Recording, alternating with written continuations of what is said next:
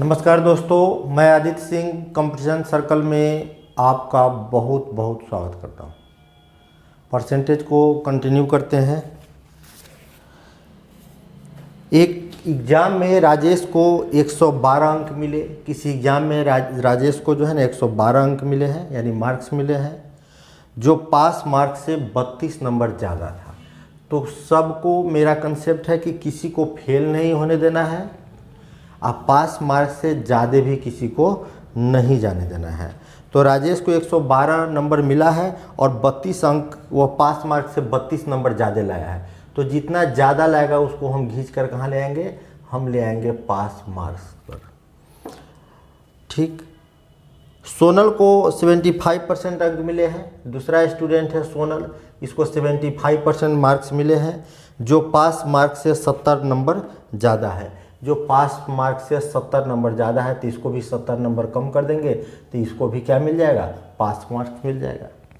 अब दोनों पास मार्क से तो अब दोनों इक्वल हो गया। अब हम इधर से इधर 70% है, इसको हम इधर ला सकते हैं। तो 112 में से 32 घटा लीजिए। 112 में से आपको 32 चला गया तो कितना बचा? 80। और इधर जाएगा 70 तो 70 जुड़ जाएगा, यानी हो गया 75% इज इक्वल टू 150। 112 में से 32 घटा दिए हैं। 112 में से 32 घटाया तो 80 आया। आई 70 उधर जाएगा तो जुड़ जाएगा, तो जोड़ दिए तो 150 हो गया। इधर 75% ही रह गया, यानी 75% का वैल्यू निकल गया। तो कह रहा है परीक्षा के न्यूनतम पास मार्क्स हमको निकालना है। तो 100% बराबर निकालेंगे तो हमको फुल मार्क्स मिल जाएगा। तो 150 बाई 70 100। तो 25 से 25 दिया 75, 25 चौका 100, 3 से काट दिए, 50 दिया 150, यानी 5 चौका 20, 200 क्या निकल गया? यह फुल मार्क्स निकल गया। 200 निकल गया फुल मार्क्स। तो हमसे क्वेश्चन पूछ रहा है कि परीक्षा में न्यूनतम जो मतलब पास मार्क्स कितना था एग्जाम का। तो पास मार्क्स कितना था कहीं भी यहाँ पर देख लीजिए। 112 में से 32 घटा दीजिएगा तो 100 पास मार्क्स कितना था, तो हम 112 में से आप 32 घटा दीजिए तो पास मार्क्स 80 था। तो हमसे पूछ रहा था कितना परसेंट था, यानी 80 जो है वो फुल मार्क्स का कितना परसेंट है। तो 00 से 00 काट दिए तो 40% था। यानी पास करने के लिए कितना अंक चाहिए? तो कम से कम 40% मार्क्स चाहिए। एक परीक्षा में पास होने के लिए कुल अंकों में से 65% मार्क्स पाना आवश्यक है। यानी पास होने के लिए कितना मार्क्स चाहिए? तो 65% मार्क्स चाहिए। एक परीक्षा में पास होने के लिए 65% मार्क्स चाहिए। एक स्टूडेंट को कितना मिला? 684 मिला। एक स्टूडेंट को मिला है 684 मार्क्स मिले हैं और 8% से जो है ना वो फेल घोषित हो गया है। तो फेल किसी को नहीं करना है, इसको पास करने के लिए हमको क्या देना होगा? 8% मार्क्स दे देना होगा। जब हम 8% मार्क्स इसको दे देंगे तो ये लड़का क्या कर जाएगा? पास कर जाएगा, यानी इसको पास मार्क्स मिल गया। 65% कम से कम चाहिए पास मार्क्स, यानी दोनों टर्म क्या हुआ? आपस में इक्वल हो गया। तो हमसे फुल मार्क्स निकालना है कि एग्ज़ाम का फुल मार्क्स क्या था। तो 8% को इधर ले आए तो 8% को लाएंगे तो माइनस हो जाएगा, तो हमारा हो गया यहाँ 57%। 68 जो लेफ्ट हैंड में आएगा तो 65% में से 8% हम घटा देंगे, 8% हम घटा देंगे तो कितना हो जाएगा? 57% हो जाएगा। तो 57% इज इक्वल टू 684। तो हमसे फुल मार्क्स पूछा है तो 100% बराबर फुल मार्क्स निकल जाएगा। 684 बाई 57 टू 100।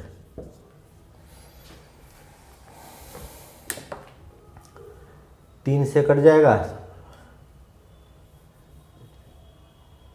3 से कट जाता है। 19 से काटते हैं, 19 तिया 57, 19 तिया 57, 19 14 से 100, 3 से कट गया तो फुल मार्क्स कितना निकल गया? 1200 फुल मार्क्स हो गया। एक एग्ज़ाम में पास होने के लिए 55% मार्क्स पाना आवश्यक है। यानी एक एग्ज़ाम में पास होने के लिए 55% मार्क्स लाना आवश्यक है, यानी 55% जो है वो पास मार्क्स हुआ।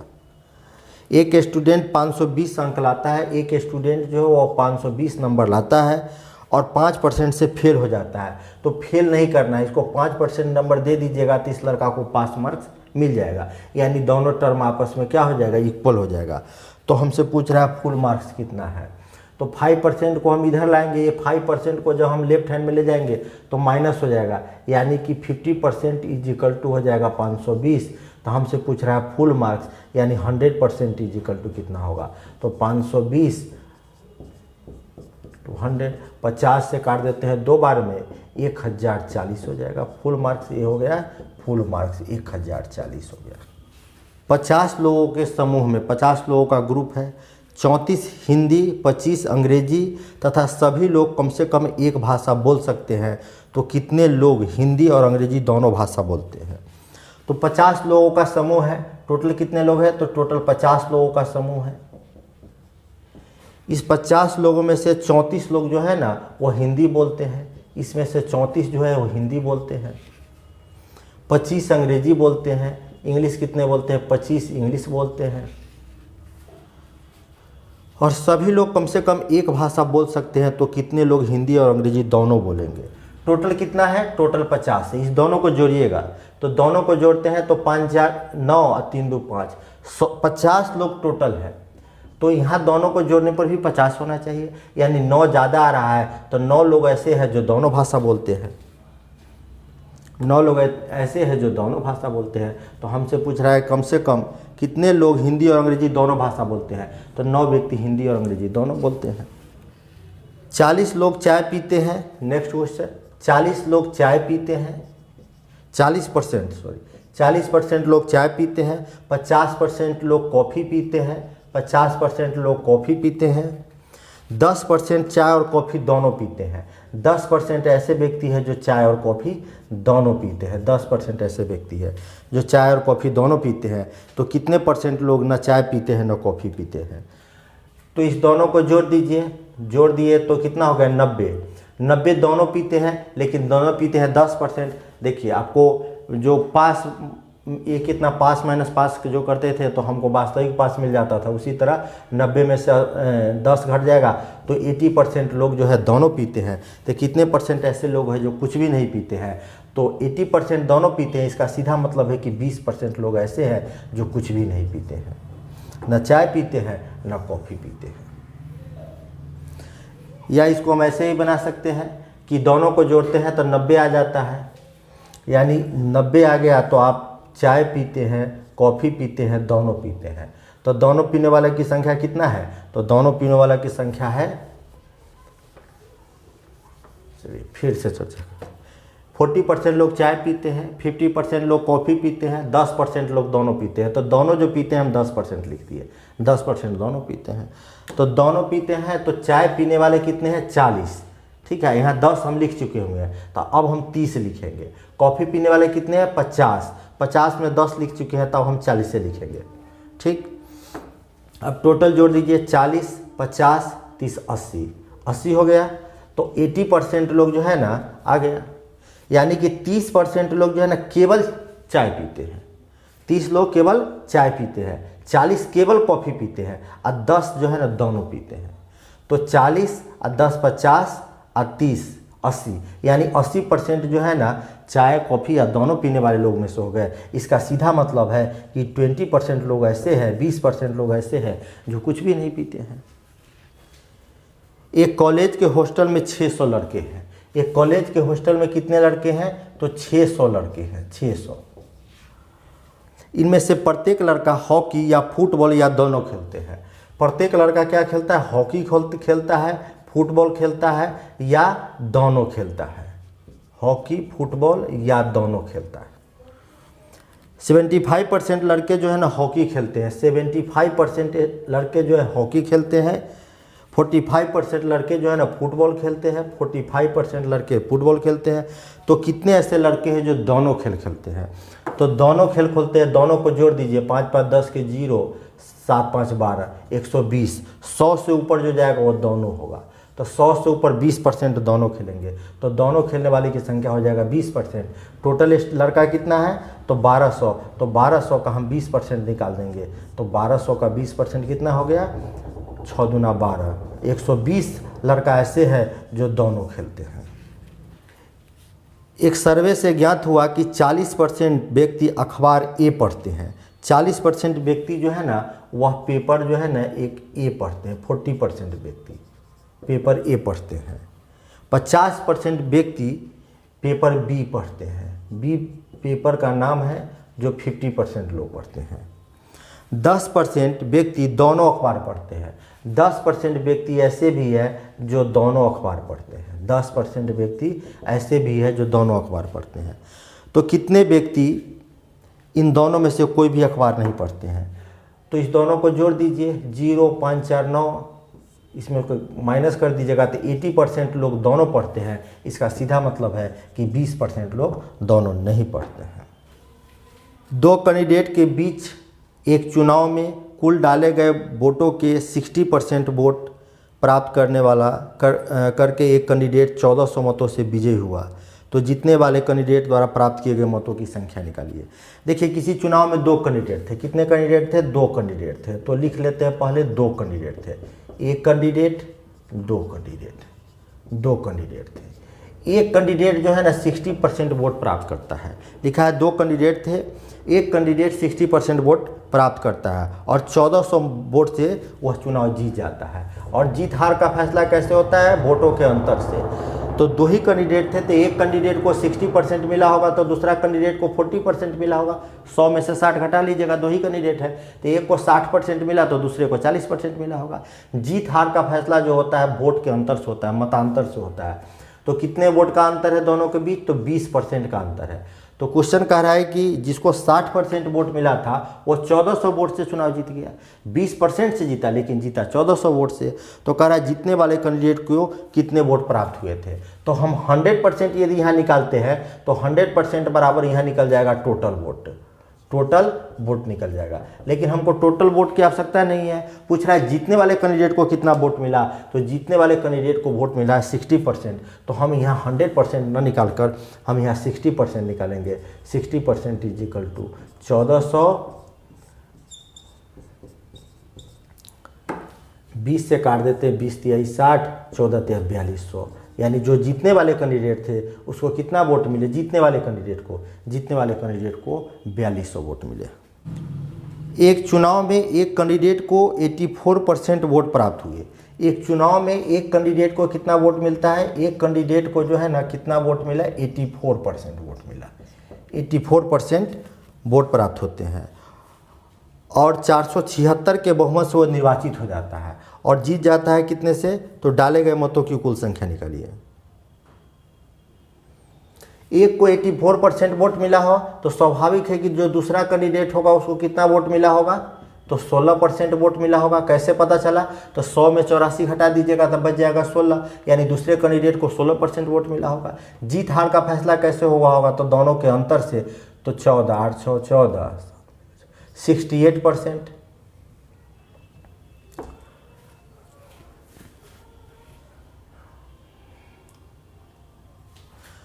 लेकिन कितने वोट से जीत गया है, 476 वोट से। तो कह रहा है डाले गए वोटों की कुल संख्या क्या है, टोटल वोट पूछ रहा है, तो 100% बराबर टोटल वोट निकल जाएगा।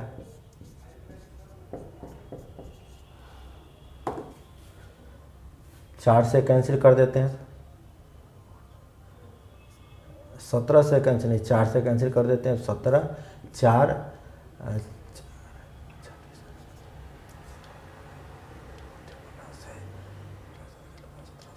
7 बार में कट गया, यानी टोटल वोट कितना निकल गया, 700।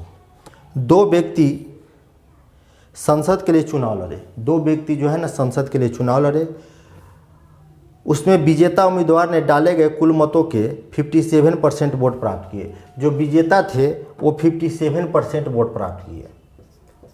ठीक है, तो 2 कैंडिडेट थे, विजेता को 47% मिला, यानी 100 में 47 मिल गया, तो 100 में 57, तो 100 में हम 57 को घटा लेंगे तो बच गया 43। जो हारा उसको 43 वोट मिला होगा, परसेंट वोट मिला होगा।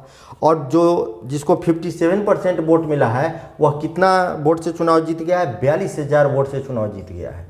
42,000 वोट से चुनाव जीत गया है। तो डाले गए मतों की कुल संख्या निकालिए। तो हार जीत का फैसला जो होता है वोट के अंतर से होता है। तो यहाँ दोनों में डिफरेंस देख लीजिए।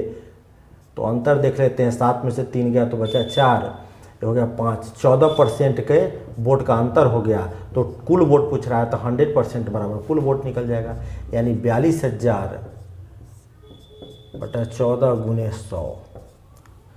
तो हम इसको कैंसिल कर देते हैं, 14 से 3 बार में कट जाएगा, 14 तिया 42, यानी कि ये 3,000 और 2 जीरो और बढ़ जाएगा, यानी कैंडिडेट वोट से कितने वोट से? 1 2 3 4 5, 3 लाख वोट से टोटल वोट 3 लाख है।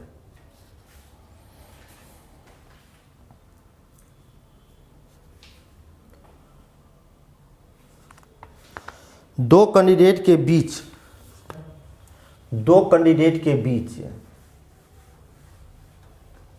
हुए एक चुनाव में कुल डाले गए वोटों के 60% वोट प्राप्त करके एक कैंडिडेट 14,000 मतों से विजयी हुआ।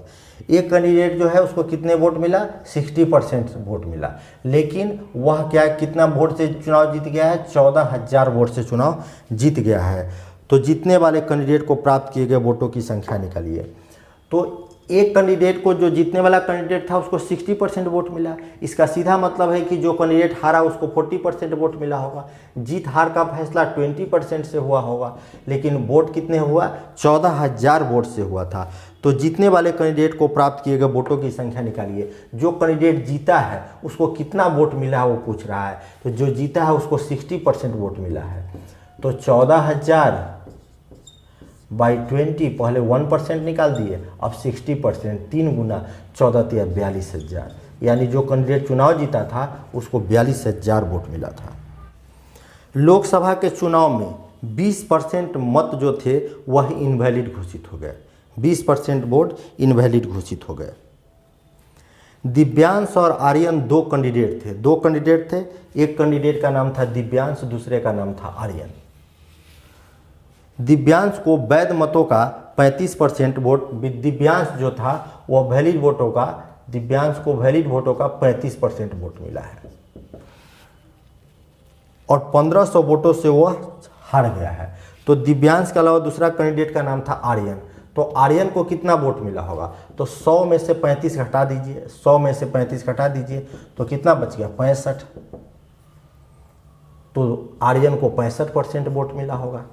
जीत हार का फैसला कितना से हुआ? तो एक को मिला 65%, एक को मिला 35%, यानी जीत हार का फैसला हुआ होगा 30% से। जीत हार का फैसला हुआ 30% से।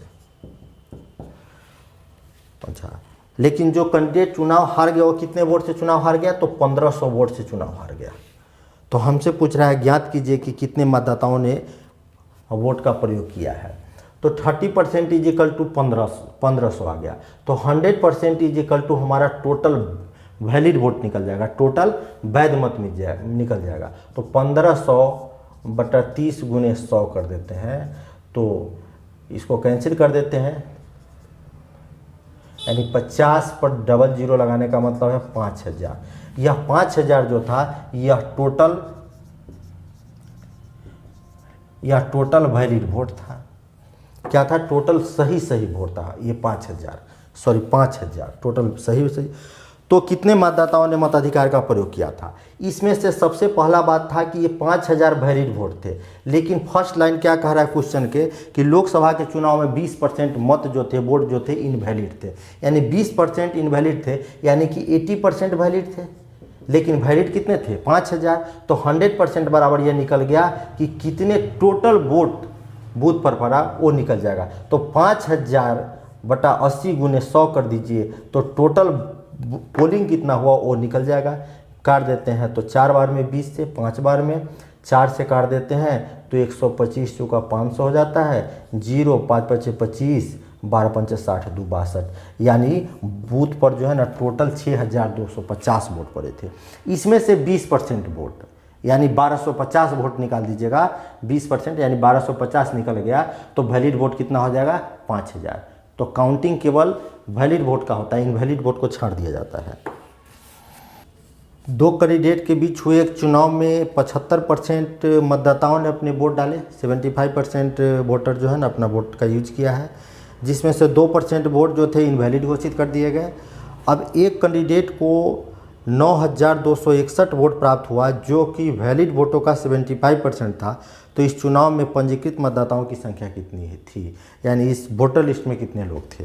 तो मान लेते हैं 100 पर बनाएंगे तो क्वेश्चन बहुत लंबा बनेगा, क्योंकि 75% मतदाताओं ने अपने वोट डाले हैं। तो मान लेते हैं कि टोटल वोट जो था वह x था, तो टोटल वोट का जो है ना 75% वोटर ने ही अपने वोट का यूज किया है। इस 75% में से 2% वोट जो थे ना वह इनवैलिड थे, यानी कि ये इसका जो है ना 98% वोट वैलिड हो गया। अब जो है अभी टोटल हमारा क्या निकल गया, टोटल वैलिड वोट निकल गया। अब इसमें से एक कैंडिडेट को कितना वोट मिला है, एक कैंडिडेट को 9,261 वोट प्राप्त किए हैं, जो वैलिड वोट का 75% था। तो वैलिड वोट है, इस वैलिड वोट का 75% एक कैंडिडेट को मिला है, लेकिन मिला है 9,261 वोट मिला है। तो टोटल वोट बताइए कितना हुआ। तो 25 से 25 तिया 75, 25 चौका 100, 25 तिया 75, 25 चौका 100। हम काटते हैं तो 7 से काट देते हैं तो 14 बार में, 7 से काट देते हैं तो 7, 7 तिया 21, तिया 21, 7 दूना 14, 7 तिया 21, 7 तिया 21 हो गया, 3 बार में कटा। तो अब हम देखते हैं 3 से कटेगा, 3 तिया 3 चौका 12, 3 से 3 चौका 12, 3 चौका 12, 3 से कट गया। अब फिर 3 से कट जाएगा, 3 से 3, 3 चौका 12 और 3 सत्ते 21। ये 2 से काट देते हैं 2 बार में, 7 बार में कट गया। 7 से काट देते हैं 7 दूना 14, 21 बार में कट गया।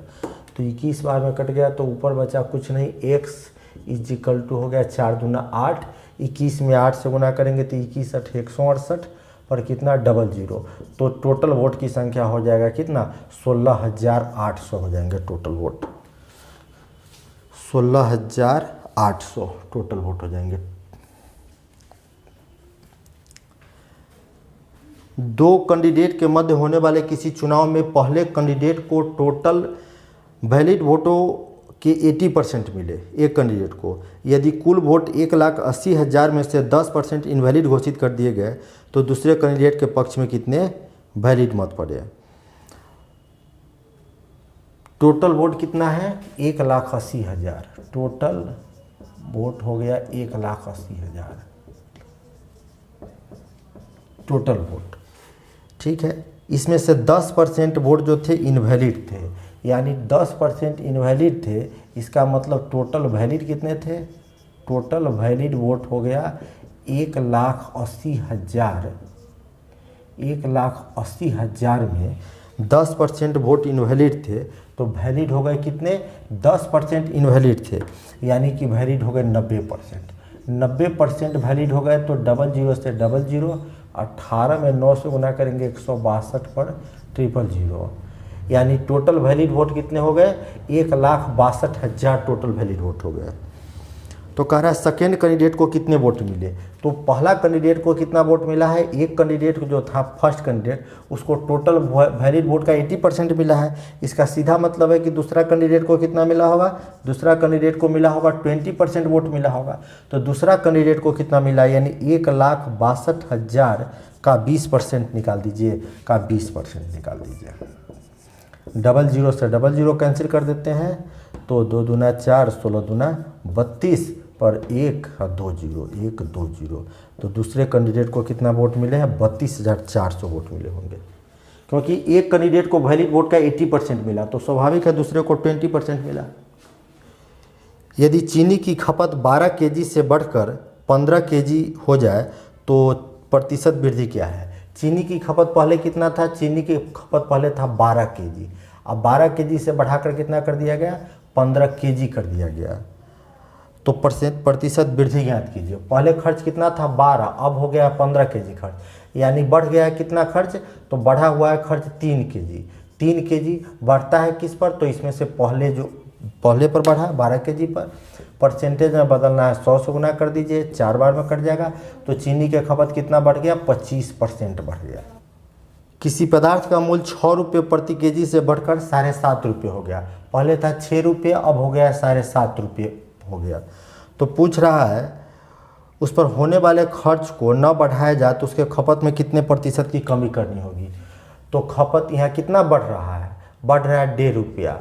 तो 1.5 रुपया बढ़ रहा है किस पर, तो 6 रुपया पर। परसेंटेज में बदलना है 100 से गुना कर दीजिए, दशमलव भी हटा दिए हैं। अब 15 से 15 चुका 60, 4 से कट गया 25%। तो खपत में कितनी परसेंट कमी करनी होगी खर्च में, तो 25% की कमी। यदि एक फ्रैक्शन y/x के एक भिन्न है जो y/x के रूप में है, ठीक है, इसके अंश में 12% की वृद्धि होता है। न्यूमिनेटर में कितने परसेंट की वृद्धि हुआ, 12% की। बढ़ता है तो 100 में बढ़ा देंगे। और उसके डिनोमिनेटर में यानी हर में 2% की कमी हुआ, तो 2% की कमी होगा तो 100 में घटा देंगे 2%। और उसका मान कितना हो गया, 6/7 हो गया। तो हमसे पूछ रहा है कि वो मूल फ्रैक्शन क्या था, निकालिए। तो परसेंटेज से परसेंटेज काट दीजिए। अब कटने वाला है, 7 से काटते हैं तो 7 से कट जाएगा, 7 चौका 28, 14 बार में कट गया, 8 बार में कट गया। तो हमारा यहाँ हो गया 6x = 8y। ठीक, तो हमको निकालना है y/x। तो x में किससे है, 6x, और 8y है तो 8y। इसको कैंसिल करेंगे तो 3/4 हो जाएगा। हमसे क्वेश्चन पूछ रहा था वो क्या है भी, 3/4। श्रीमान कपूर अपनी कुल आय का 20% मकान का किराया देते हैं। 100 रुपया कुल आय मान लीजिएगा, तो रेंट कितने देते हैं, अपनी कुल इनकम का 20% जो है ना वो क्या दे देते हैं, रेंट दे देते हैं।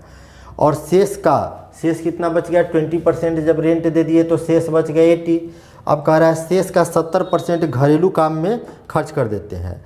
अब उसके बाद उसके बचत कितना हो जाता है, तो 1800 रुपया। तो शेष का 70% खर्च कर दिए तो शेष का बचा कितना, तो शेष का 30% बचा, 30% बचा। लेकिन बचा कितना रुपया, तो बचत हो गया 1800 रुपया। तो हमसे पूछ रहा है कि बताइए उनकी कुल आय कितनी थी। तो कुल आय निकालने जाएंगे तो 24% = आ गया 1800 रुपया। तो हमसे पूछ रहा है कुल आय, तो 100% बराबर टोटल इनकम 1800/24 × 100। तो इसको कैंसिल कर देते हैं। 6 से 6 चौक 24, 6 से काट देते हैं 6 3 18, 4 से काट देते हैं 25, 25 3 75/00। उनका कुल इनकम जो था वो 7500 रुपया था। बहुत बहुत धन्यवाद।